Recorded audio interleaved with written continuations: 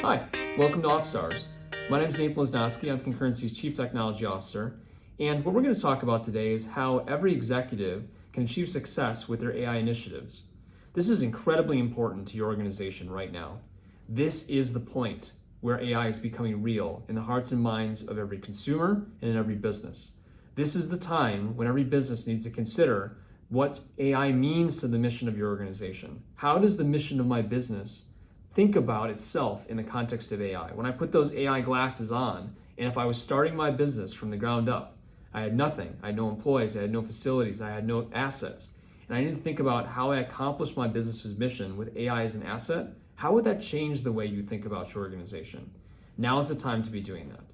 So I want to start by you understanding three primary things as we look at the journey. The first is that AI is real. It's an opportunity where the bar of entry has been lowered to a point where the common market is engaging it. I've been doing AI projects for 7 years, and one of the things I've learned from that is that there's tremendous value attached to them. But the bar used to be significantly higher, where a CIO, a CEO used to have to put a lot of chips on the table to say, this is where I'm putting my bet, and this is how I'm going to see payoff in my technology investment. And those paid off in many cases. They paid off to many millions of beneficial dollars in new revenue or in operational savings. But it took a lot of investment and focus. Many of those projects were year-long. They were $1 million plus projects. Now we're getting to a position where the bar to entry is lower, where I can validate that this is going to achieve success or not without having to put quite as many chips on the table. So it's a great opportunity for us to be thinking about it. But it's also really key that this is the point where every business has the opportunity, both incrementally and through disruption, I'll talk about that in a minute, to be able to transform the organization. So the opportunity is real. It's not a science experiment. It is the opportunity right now to get a benefit. The next thing to understand is that much of the low-hanging fruit exists in operational savings. You have processes that run a lot in your business. Things that humans do, they do them a lot. There's hundreds of thousands of activities that a person does in a given day that allows for those persons to be able to get their jobs done. What if a healthy percentage of that work could be done in an automated fashion, not just by simple RPA, but by combining AI to that automated process and enabling your business to achieve more with less?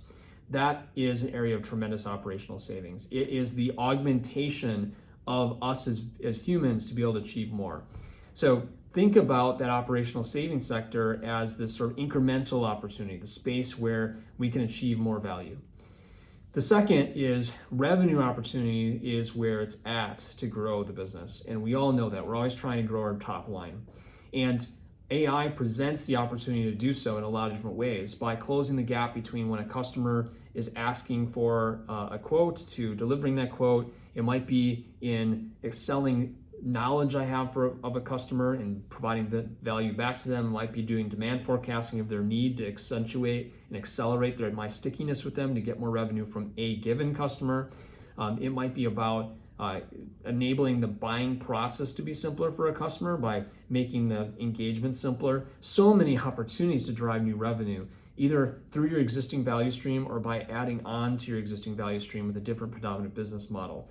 This is the time to consider that. And this is the time where every business has to challenge themselves to be more.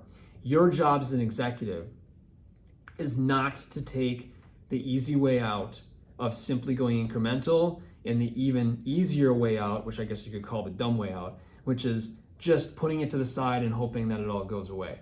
This is the time where you have to be bold. And this is the time where you have to challenge your business. And the business is not going to challenge itself.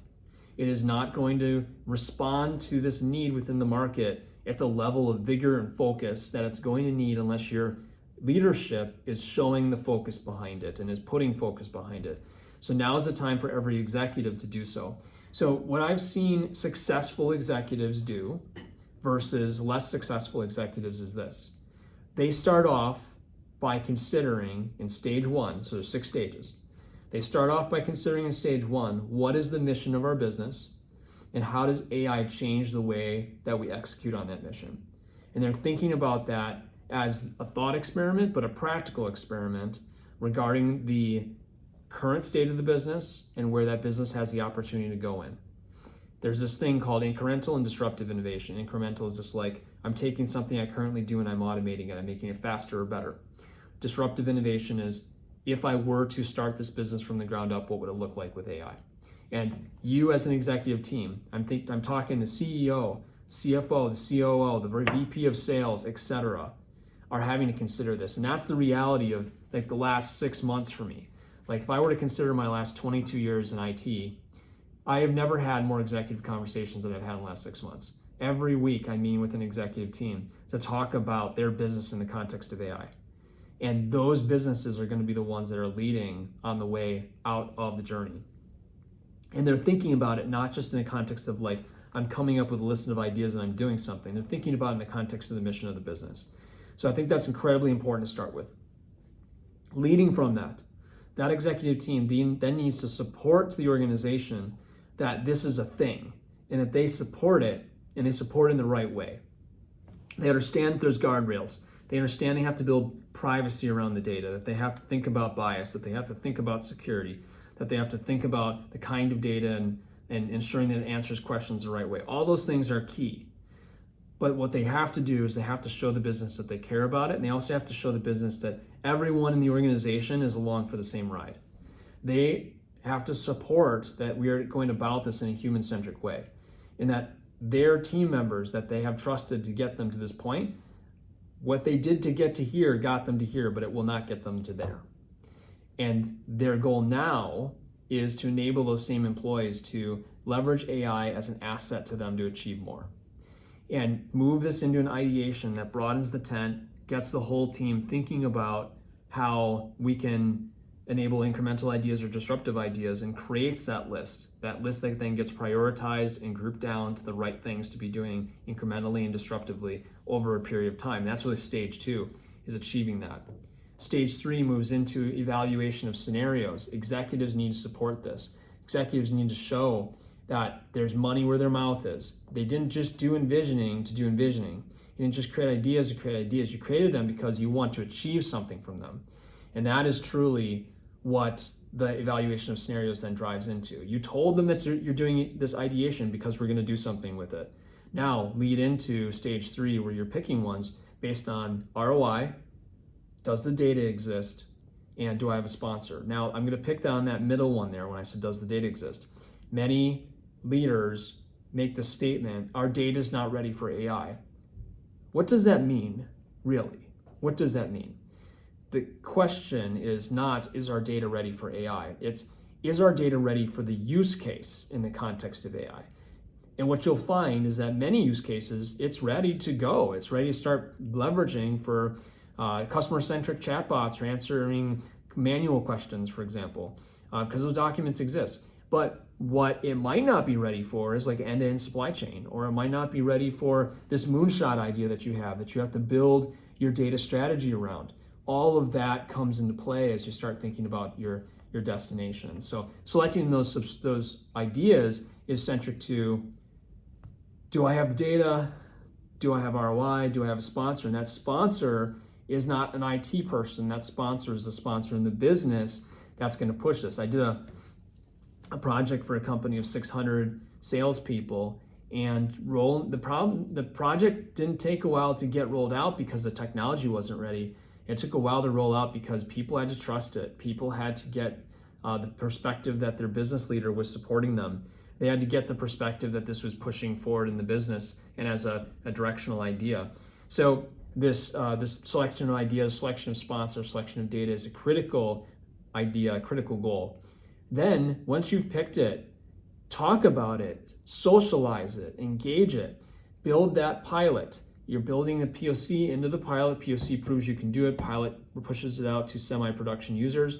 At that point, start talking about it externally. Start talking about it internally. Make a big deal. Name it something cool. Go out on social media. Make it a thing. People want to work for an organization that is making a splash. This has been one of the biggest changes I've seen as companies have started to adopt AI. Don't just think about it in the context, like the context of the mission of your business is the key question, make no mistake. But in that context, people will see the organizations that are truly innovating. They want to work for those organizations. You want the best employees, the most engaged employees, the ones that are going to put the extra effort in above and beyond their normal job. Well, how do you get that?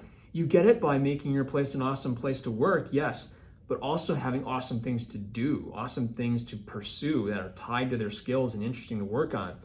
These opportunities are what changes the culture of an organization, pivots it toward innovation, makes it a place where people want to invest their time, energy, and passion to make something happen.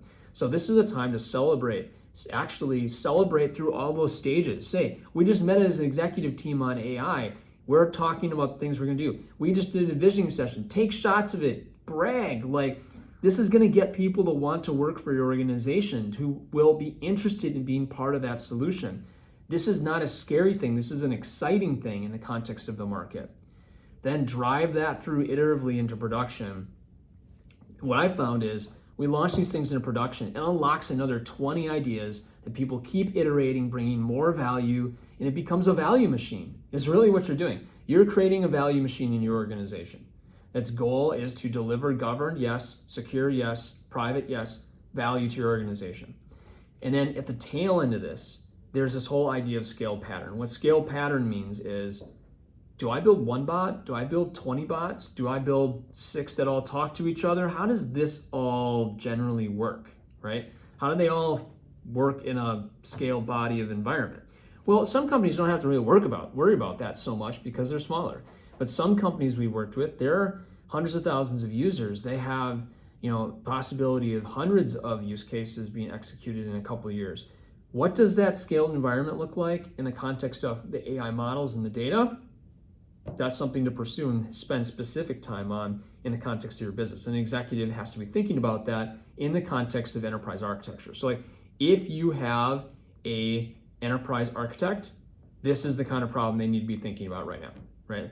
My cloud architecture, my AI architecture, my data architecture, you should be thinking about this because this is the problem that you're solving before the problem impacts you, as opposed to in reverse. So if I'm an executive organization, let's back this thing up. Let's talk about it, summarize it. If I'm an executive organization, AI is real. I need to take action on it for the very life of my business. This is the priority that is attached to me existing in my way, whatever that is, as my mission is executed. Like, my mission is going to be executed in the world. I need to be able to facilitate that mission, but it might look different in the context of AI. So that's thing one. Thing two, it's on you to unlock this value within your organization and the hearts and minds of your employees. They're not going to do it by themselves. They might have some sporadic activity, but you need to engage in it. Third, there's a pattern to this. Develop your enterprise strategy, map that to developing envisioning sessions, getting the grassroots that combines to it, selecting use cases, selecting the moonshot that you can invest in, driving value from it, measuring the hell out of it, and then making sure that you have a scaled pattern. And an executive's on the hook for making this happen. And you're going to be able to tell, mark my words, you're going to be able to tell in 2 to 3 years which organizations did this well and which have not. And the reason you're going to be able to tell it is, A, they're going to be leaders in the market. B, they're going to have the best employees. C, their employees are going to be engaged. They're going to be the ones you see doing everything. They have the great construction of new talent. They have the engagement. They have people posting in a way that's about their love for what they're doing. And it all combines into organizations that are successful, have the right people on the bus, and are driving in the right direction. They're not the ones that are sitting there stagnant by the side of the road and saying, oh shoot, we need to do catch up because this other vendor entered the market and has just totally disrupted us. Now is the time. Now is the time to get your executive team aligned and to go out and kick butt in the context of AI in a secure and appropriate way, in a governed way, in a stable way, in a private way, yes, but go do it. Do not wait. This is the time. Glad you could be here at office hours. We will see you next time, and I hope you're out there to go chase, as an executive, some of these opportunities.